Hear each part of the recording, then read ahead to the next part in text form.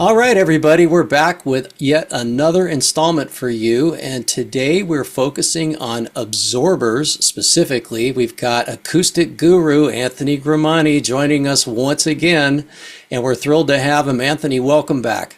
Hi, Christopher. How you doing? I'm doing great, man. It's good to see you. Christopher, you are a rock star. I saw you playing your guitar this weekend, and you rock. It's about all that I can say. Very good, very good. We didn't have enough absorbers, though, I think. Oh, yeah. Well, let's talk about that. Let's see. Yeah, right. Just how many do you need, and what type do you need? Right. So, all right. Well, so we last time we talked, we went through this overall conversation about room acoustics, what happens as the sound bounces around, and what the problems are. And we talked about the fact that some of the tools to deal with it are absorbers, scattering devices, and bass absorbers, bass traps. So what I actually wanted to do today is do a little bit more of a dive into what is an absorber, what are they made of, what makes them work, what thicknesses, et cetera, et cetera. You up for that? Yeah, perfect. Thank you. All right. Well, so as usual, I've got my favorite little presentation style over here. We're going to talk about acoustical absorbers today. We're going to talk about them in context primarily of listening environments where you have a loudspeaker that's playing sound into a room and in which you've got walls and ceilings and floors wrapped around the loudspeaker, which is a room. Some of what I'm going to talk about here today would also apply to a performance venue like the one I just saw you play at, or a school, an environment where there's a lot of noise, whatever. It's the same theory, but let's take a look at what happens when you're listening to a loudspeaker. So this is a picture of a room seen from the top, whether it's a mixed room or a home theater, a listening room, in which you've got a speaker at the top over here, and it's generating sound to a listener. There is a direct path. I think you've seen these diagrams, these type of diagrams in the stuff I showed before, but there's a direct path of sound. And there's an off-axis path of sound as most speakers radiate pretty wide, or most instruments in a recording space radiate pretty wide. There's an off-axis path that would go over and bounce off the wall, and if you put an absorber there, it doesn't come back. It gets converted into something else. So most of these absorbers used by most people in most studios, most home cinemas, most performance spaces are what's called frictional absorbers. They work by scrubbing off acoustic energy through friction. So let's take a look at what that friction business is. On this diagram on the left side, to my left, I've got the open air in which the sound from loudspeakers is actually propagating through. And then over here, I have a thickness of material. Typically, it really is most often insulation, either fiberglass or rock wool or dense cotton batting insulation. Could also be foam. There's a whole bunch of different materials that actually provide absorption. And if you contact the manufacturer, you can get their absorption, what's called absorption coefficients. We're going to talk about that in a second.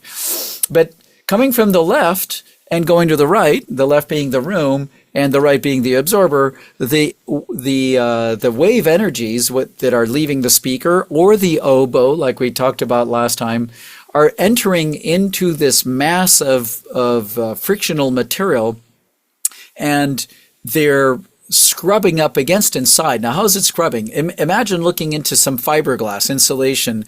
I'm sure that if you ever rub that against your arm because you're working on your attic, you've noticed this is pretty itchy. And it's itchy because there's all these little barbs of glass or other materials that are frictional. The air molecules go into these materials, and instead of just free flowing through the air, they rub up against it. And in that rubbing, it creates heat.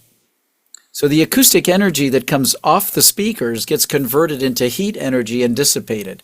It's not a lot. You'd have to play really, really loud for a really long time to create any significant heat. So like a 2-hour rock concert would generate enough heat to warm up a little cup of tea, believe it or not. That's about it. So, but you got to know that where that energy goes is it doesn't fill up the panel like a sponge that you later squeeze and you get sound that comes out of it. No, it just converts into heat and goes away. So now what's interesting is you'll notice on the market there's different vendors that sell panels that are 1 inch thick, 2 inch thick, and 4-inch thick. That would be 25 millimeters, 50 millimeters, and 100 millimeters. So what's the difference? Well, the 1-inch thick ones cost less. The 4-inch thick ones cost more. Is that the only difference? Hardly. No, there's more to it than that. So a 1-inch thick panel, it's only this big. When you hit it with a 2 or 3 kilohertz wave that's only about this big, the panel is a significant thickness of the wavelength. So a 2 kilohertz wave is about this long. It's really 6 inches, half a foot, 15 centimeters. And when it finds a material that's a significant thickness of the wave, it goes, okay, fine, there's enough of you over here. I'll convert my energy into heat. But imagine a 100 hertz wave or a 500 hertz wave. Imagine a 500 hertz wave. That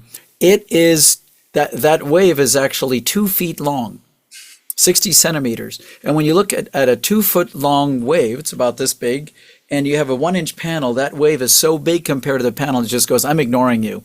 There's not enough thickness over here for all my molecules to get absorbed at the points of high velocity. I'm just going to go right through you and come back. So a 1-inch thick panel works well at 3 kilohertz, and then right as around 1 kilohertz, it starts to fall off in terms of its capacity. A 2-inch panel works well down to 500 hertz and then starts to fall off, and a 4-inch panel works well down to 500 hertz. So that's what I'm showing here is the absorption capability versus frequency. Mm-hmm. So, Christopher, you who are a musician, where's the middle of a piano keyboard? Where's that middle note? A440. A440. So right in the middle of a piano keyboard is right around here. Yeah. If you're playing piano in a room, do you want to only absorb the higher frequencies of the piano? You don't. No, of course not. Because that's where all the life is. That's where all the harmonics are. You really want to absorb, if you don't want the room to be all boomy and nasty sounding, you really want to absorb down to 250 hertz or below. Right. So if you're listening to a piano, or you're listening to an orchestra, or you're listening to a movie, you're listening to a purple singer, a person singing, you don't really want just to cover down to 1 kilohertz. You want to absorb down to at least 500 hertz, or better yet, 250 hertz, right? So Amen. Why would somebody just buy a 1-inch thick panel? I think a lot of people just are sold that they're effective and they don't really think about it too much, and they seem like it's an attractive price and it has a cool pyramid pattern on it or some kind of pattern to it, so it looks like it's going to do something, and they put them all over their room thinking that's all they really need to do. And right. That's the unfortunate part, is it's just not that simple. It's not that simple. So most manufacturers don't explain the stuff. They just don't. Right. They just don't go in and it's like, here's our material. It's cheap. Material is cheap. Go for it. So I got to tell you though, what's interesting. You mentioned pyramid patterns. A 1-inch thick pyramid works kind of like half-inch because most of the half of that is air. Gone. Yeah. A 2-inch thick pyramid, or those things that look like egg crates or a mattress, really only works like a 1-inch panel. Wow. So this chart I had on before really only refers to a real chunk of material, not one that's all scalloped out. So buyer beware, right? Yeah. No doubt. So the reason to buy a 1-inch panel is price and maybe elegance on the wall. Maybe it just, 2 inches or 4 inches just looks too thick on the wall and it's just too, But what you're going to do in putting a 1-inch panel on the wall is you're going to just sap out the high frequency energy of the room, and the rest of it's going to stay. It's going to sound boomy. It's going to sound unintelligible. Don't do it. Basically, don't do it. And if you're mixing music in that space, you're not going to put enough bass on your track. And then when you play it somewhere else, it's going to be way too light on the bass. Right. That's what's going to happen. Your overall reflected energy in the lower frequencies is going to be very strong, and then the mids and highs are not, and you're going to listen to completely the wrong thing. So don't do it. Now, here's an interesting little trick. I will acknowledge that a 1-inch panel costs less than a 2-inch panel, absolutely, and that may be its attractiveness. But check it out. You can buy a 1-inch panel, and if you gap it from the wall or the ceiling, you put a 1 or 2-inch air gap between it and the wall, it'll behave almost like a 2-inch panel. So this is what I'm showing you on this diagram. If you have a sound source, whether it's your speaker or a person singing a guitar playing. If you have just a 1-inch panel on the wall, it's only going to absorb down to 1 kilohertz. But if you gap it by 1 or 2 inches, it'll go down to close to 500 hertz in the case of a 1-inch with a 1-inch gap, or lower if you have a bigger gap. Wow. And the generalized look of the effectiveness curve is actually going to do this. So if this was a 1-inch panel, 1 inch from on the wall, that's only working down to 1 kilohertz, if you gap it by 1 inch, it's going to work down to 500 hertz. You're going to get a little less effectiveness at the higher frequencies, which is fine because you don't need it. What you really need is this mid-frequency and mid-bass energy. So that's a way to save some money. You can also put really neat little LED lights behind the panel and light it from behind and have a really cool effect. Oh, yeah. That would look great. So that's a good way to do it. Other notes on absorption. So here's some absorber panels. If you want to get rid of the reflections, why don't you just put those panels everywhere? No. I talked about this a little bit in the earlier sessions. You want to maintain some amount of reflected energy in the room. Rooms that are over-absorptive just sound really odd. I find that usually for both mixing and listening to music, so whether you are producing program material or listening to it for either music or film, all you need to do is to cover about 15% of the wall surface and you're fine. And I know a lot of manufacturers like to sell you, like, just put the stuff everywhere, go for it, buy more of my stuff. That is wrong. That's like putting too much salt on your pasta. It tastes terrible. Don't do it. Your target is about 300 milliseconds, 0.3 seconds of reflection decay time if you were to measure it, if you have the measurement tools. But usually, if you only cover 15% of the wall surface, you're cool.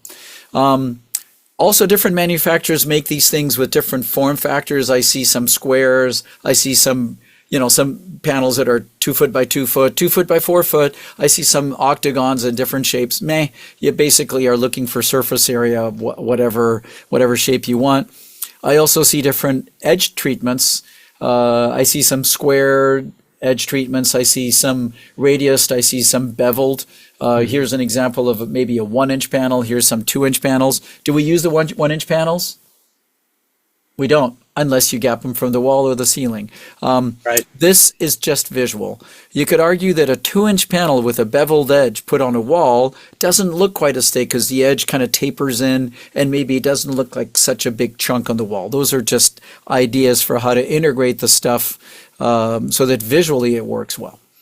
Yeah. So, Christopher, does this all help? It does, man. It's amazing to get the walkthrough in this way because, like you said, we just don't see this coming into the public eye frequently, and I think it's such important information.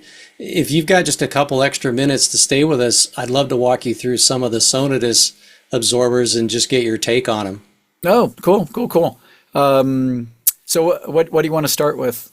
Well, we've got a really great series called the Legato that comes in 2 different sizes. Oh, yeah. And this is one of our most popular SKUs for a variety of reasons, not the least of which is your 15% rule and the efficaciousness, there's a $3 word, of this product. This is a really cool product because it's a super dense polyester foam. And what I love about it is not only how effective it is compared to some other types of foams, but it's also one of those no dissolve, no crumb types of products. So if you've ever used acoustic panels in the past and over time they get crumbly or whatever, these will not do that on you, which I really, really think is very cool. Yeah, and I've seen some of the polyethylene and other styles that they either crumb or they start to melt. They melt right over time. Yeah, this polyester doesn't do that, right? Yeah, so the Legato won't do that, and you can see it's got a slight curve to it. And one of the coolest features is that it is flocked with a velvet fabric, and I'm sure Anthony, you know what that means and can explain it to the viewers here. But that's a sonic advantage in terms of how low the absorption of this panel can go. Right. That flocking, which is adhered on, usually flocking is done electrostatically, but that's going to act a little bit like a tympanic membrane. So what I like about this is that it's curved. At its thickest point, it's got all the depth you need, but the edges taper in. So it's an aesthetic treatment. It basically doesn't look as massive on the wall when you put it on there. Yeah, and they look So, great stacked next to each other in different yeah. forms and patterns. They come in a few different colors depending on what your aesthetic needs are. And the size, as it says right there on the screen, they're 24 by 24. It's an easy size to work with. They're easy to mount, 60 centimeters by 60 centimeters. And the 8, which you're seeing here, is a 3-inch thick device, and you could see below that that's going to get you an absorption range from 20 kilohertz all the way down to 250 hertz. So Yeah, that's a very broad absorber. Yeah, that's interesting. I think that's that thing you were talking about, the flocking, is that normally a chunk of 3 inches of dense polyester would work down to about 315 or 350 hertz, not much lower than that.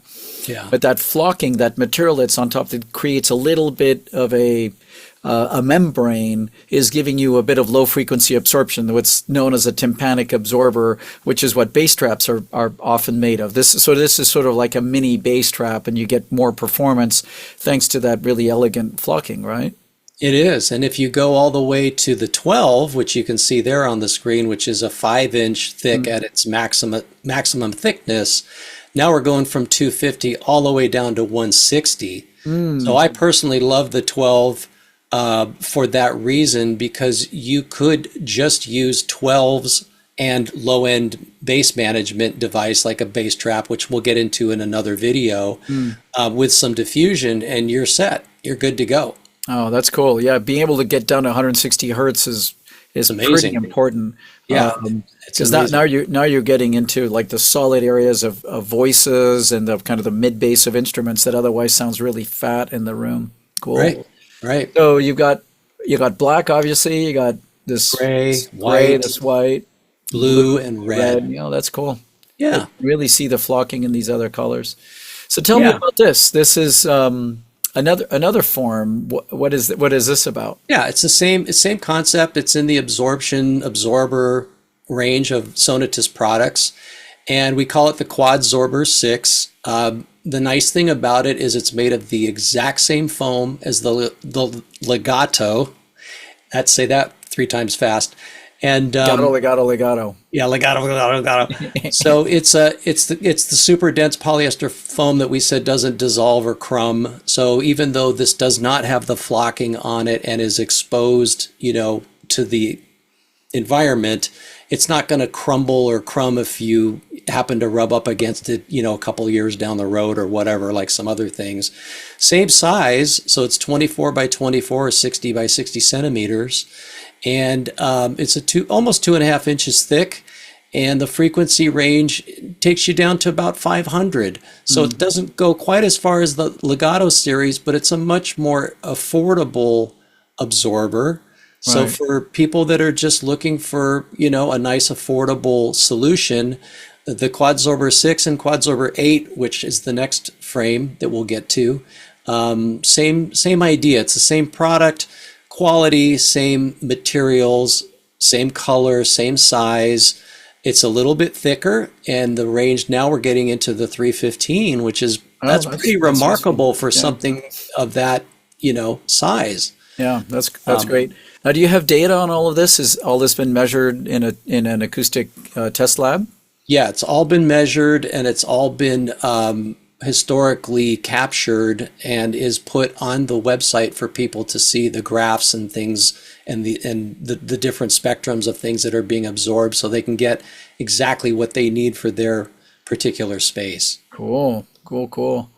And then these are cool. These are our canvas absorbers, which probably look maybe familiar to some of the people watching this video.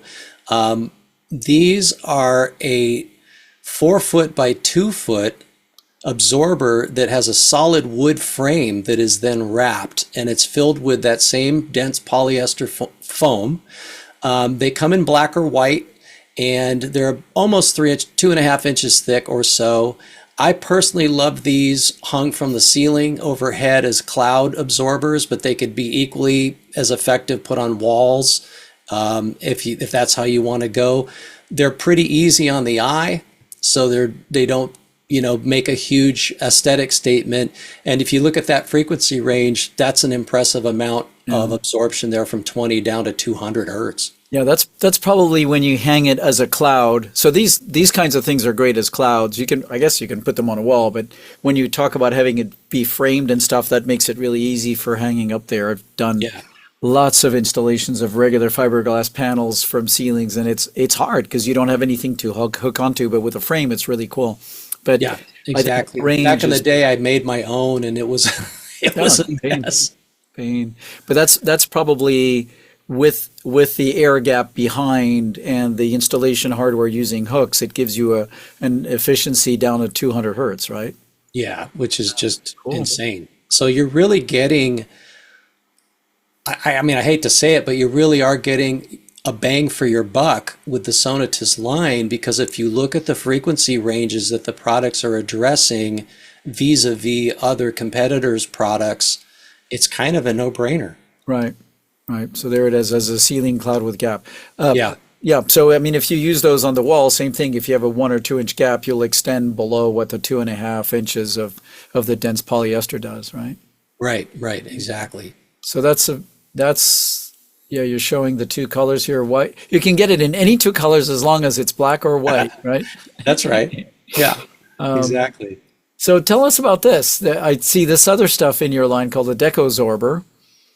Yeah, we have a series of those, and these are interesting products because they, again, are using that same dense polyester foam as the core, and then you can see that there's a wood membrane that's finished over the top.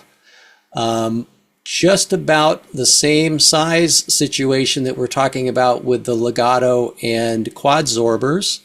These are about 3 inches thick or so. We have several different wood finishes and styles. And what's interesting about this product is they actually will not absorb as much high end. So if you are working in a space where you want to get a frequency range, well, you can see it right there. It's from 3K instead of 20K all the way down to 200. Right. No, I like using those. I've used a whole bunch of different methods for not over absorbing the highs. Right. I mentioned this in the other little webinar presentations. Is it's stuff that's naturally in a room absorbs the highs either by scattering it or just the presence of a carpet and stuff. So rooms always tend to have too much high frequency absorption, which dulls them out. So having a product like this, I'm going to use the word Lego block, even though it's a trademark of Lego. But having this tool where you can actually have absorption down to 200 hertz and then taper the high frequency. So in your direction, it flows here and taper the high frequency is very useful. You wouldn't want to cover all of your walls with this. This doesn't provide much diffusion. I've noticed some manufacturers claim that this is a diffuser. Meh. That barely scatters anything at all. That's a whole nother video. That's a gross exaggeration. But there's places where this is useful. So when I see these, what I would want to do is put a number of regular broadband absorbers around, like including those things that go all the way down to 250 hertz or 200 hertz. That's really cool.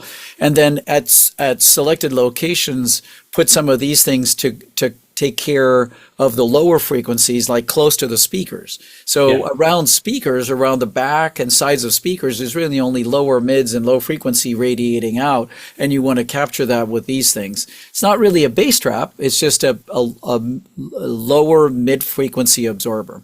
Yeah. That's useful. Yeah, exactly. Cool. We've got a few different finishes, as you can see there. Yeah, I can see on the what different people are types. looking for. Yeah. Really cool stuff. Yeah, I'm seeing the scan through that. So that's one shape. That's the other shape. That's another shape. So, I imagine these all do about the same thing. The maze probably is a little bit more reflective of the mids and highs. It is, and you can tell from the pattern on the top that those entrance points are a little bit thinner, so there's going to be more reflection. Yeah. Cool. Cool, Christopher. This is great. Next topic we'll cover in another little get together is low frequency absorbers, what people sometimes call bass traps, and we'll spend a little time going over a bit of a dive on that. So I look forward to doing that on our next video. I do too, man. The low end stuff is super important. Well, it's all important, right? But the low end stuff, there's a lot of misnomers about it. So I look forward to tackling all that with you on the next one. Excellent. Great. Thanks for your time. Okay, man. Take care. Thanks for joining us. Bye-bye. Bye.